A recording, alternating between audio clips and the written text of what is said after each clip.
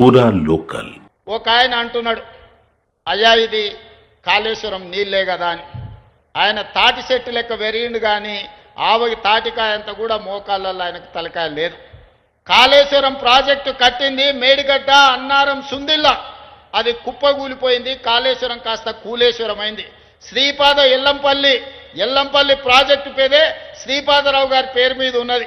అది మీ తాతనో మీ ముత్తాతనో కట్టింది కాదు. శ్రీధర్ బాబు గారు తండ్రి కాంగ్రెస్ పార్టీ కట్టింది శ్రీపాద ఎల్లంపల్లి. ఇవాళ గోదావరి నదీ జలాలు నగరానికి వస్తున్నాయనంటే శ్రీపాద ఎల్లంపల్లె మూలం. అక్కడి నుంచే గోదావరి జలాలను పట్టుకొని హైదరాబాదు నగరానికి మనం ఈరోజు తరలిస్తున్నాం. ఆ సంగతి మర్చిపోయి ఈరోజు మల్లన్న సాగర్ నుంచి అంటున్నాడు. మల్లన్న సాగర్ ఎప్పుడే రాజశేఖర రెడ్డి గారు 2008-9లో ప్రారంభించిన ప్రాజెక్టు కాదా?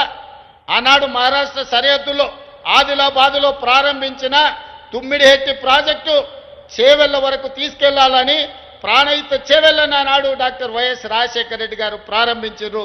దానికి పెద్దలు కాక వెంకటస్వామి గారి సూచన మేరకు డాక్టర్ బాబా సాహెబ్ అంబేద్కర్ ప్రాణహిత చేవెళ్ల ప్రాజెక్ట్ అని పెట్టుకున్నాం.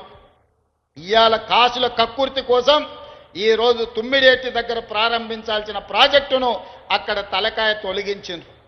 తీసుకెళ్లి మేడిగడ్డకు తీసుకెళ్ళండి. ఇక్కడ చేవెళ్లను చివరి ఆయకట్టును తొలగించండి. ఇవాళ రంగారెడ్డి జిల్లాకు అన్యాయం జరిగిందంటే ఈనాడు టీఆర్ఎస్ చేసిన అన్యాయం కాదా?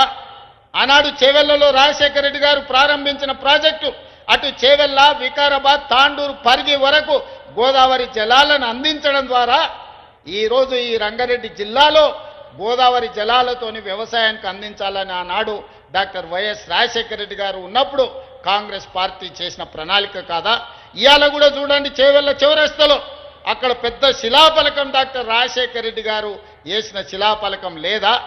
ఆనాడు కాంగ్రెస్ పార్టీలో మంత్రులుగా ఉన్నవాళ్ళు ఇవాళ బీఆర్ఎస్ పార్టీలు ఉన్నారు. వాళ్ళని గుండె మీద చేసుకొని చెప్పమని నేను అడుగుతున్నా. ఎవరు ప్రాణహిత చేవెళ్లకు నీళ్లు తేవాలని ప్రయత్నం చేసిండ్రు?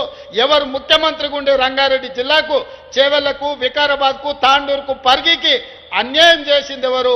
వాళ్ళ పక్కన చేరి వాళ్ళతో అంటగాక్కుంటా ఇంకా రంగారెడ్డి జిల్లాకు అన్యాయం చేయాలని కొంతమంది చూస్తున్నారు.